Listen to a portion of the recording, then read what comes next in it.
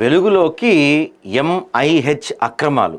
ఈ ఎంఐహెచ్ అనే కంపెనీ అక్రమాలు మామూలుగా లేవండి. గతంలో కూడా మనం ఒకటి రాసాం, ఇదొకటి ఇంకా పుట్టలుగా ఉన్నాయన్నమాట. మనోడు అంటే డబ్బు అధికారం చేతిలో ఉంటే దేన్నైనా కొనేయచ్చు, దేన్నైనా మార్చేయచ్చు, ఇష్టానుసారంగా ఏమైనా చేసేయచ్చు అంటానికి ఉదాహరణే వీళ్ళు. ఈ ఎంఐహెచ్ అనే కంపెనీ వాళ్ళు ఎంత వైలేట్ చేయొచ్చో రూల్స్ని అన్ని వైలేషన్ చేశారు వీళ్ళు.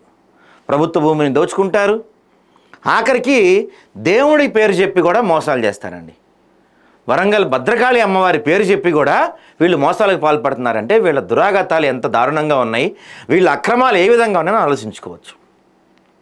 మీరు డబ్బుతో ప్రభుత్వాలను కొనగలుగుతారు, అధికారులను కొనగలుగుతారు, మిగతా దేన్నన్నా కొనగలుగుతారేమో, కానీ మీ డబ్బుతో మీరు దేవుడి పేరు చెప్పి ఆడుతున్న ఆటలు మాత్రం మీరు కొనలేరు. గుర్తుపెట్టుకోండి, ఖచ్చితంగా తగిన మూల్యం చెల్లించుకుంటారు. తొందరలోనే మీకు అది ఉంది.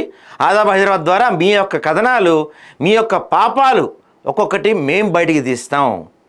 ఆ వరంగల్ భద్రకాళి అమ్మవారు మమ్మల్ని పంపించింది మీ అంతు చూడమని, మీ అరాచకాలని, మీ అవినీతి శక్తిని, మీ అవినీతి కోటల్ని బద్దలు కొట్టమని మమ్మల్ని పంపించారనుకుంటాం ఆ అమ్మవారిని. ఎంత దారుణం నిజంగా. అమ్మవారి పేరు చెప్పి కూడా చేస్తానికి ఏమాత్రం సిగ్గు అనిపించట్లేదా మీకు?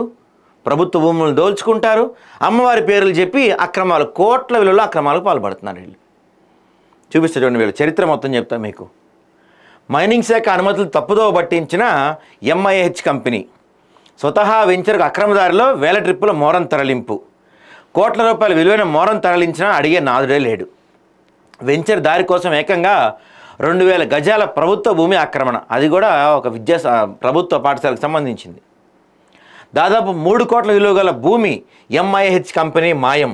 ఎంఐహెచ్ కంపెనీపై చర్యలకు వెనకాడుతున్న అధికారులు, ప్రభుత్వ అధికారుల కుమ్మక్కుతోనే ఈ అక్రమాలు అంటున్న ప్రజలు. అక్రమాలపై ACB, vigilance, CBI, ED, CAG విచారణ జరపాలని చెప్తున్నారు.